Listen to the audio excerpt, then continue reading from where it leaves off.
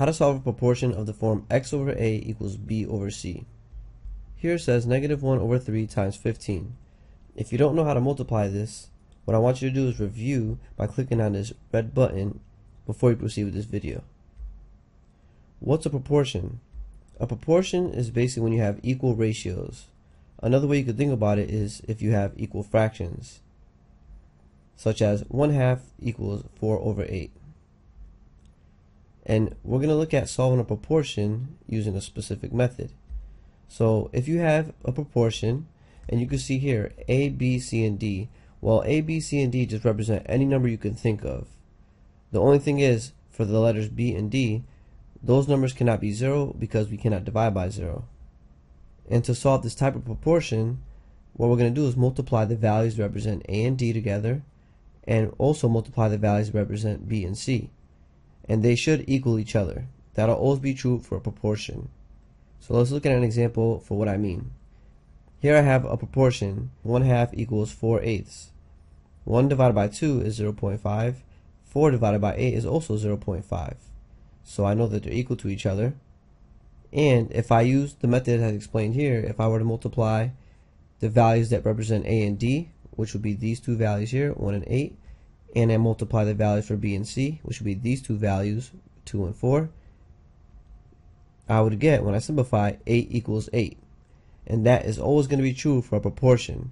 And we can use that to our advantage when we're trying to solve for a missing variable. So let's take a look at what I'm talking about. Here it says, solve the following proportion for y. 13 over 11 equals 10 over y.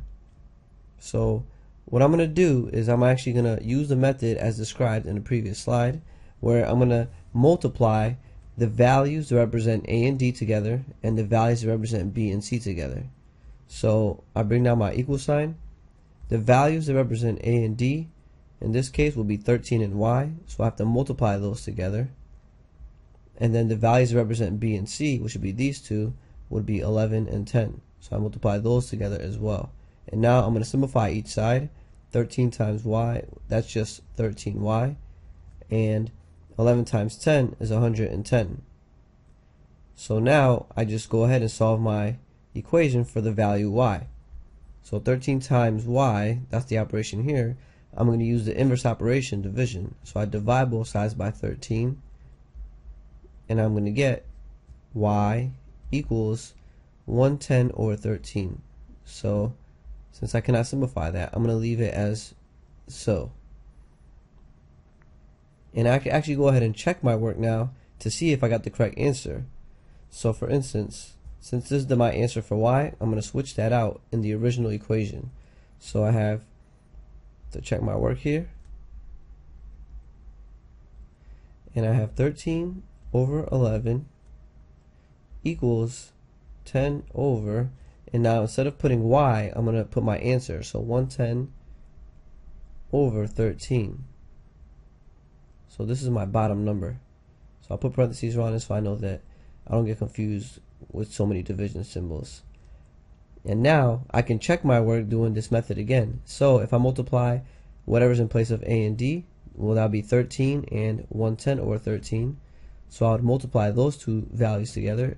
13 times 110 over 13 equals, and I'll multiply my values for b and c, which would be these two, which was in this case 11 times 10. And now when I multiply this out, I can see that I'm going to end up getting, when I reduce this, 110 over 1 equals 110. And when I simplify that, I just get 110 equals 110. So I know that this checks out, and I know that this answer is correct. Here I have another example. Solve the following proportion for x. So the first thing I'm going to do is use the same method again, where I'm going to multiply my values that represent a and d together and b and c together. So here, playing the role of a and d would be x times 5 equals b times c would be these two numbers here, 6 times 3.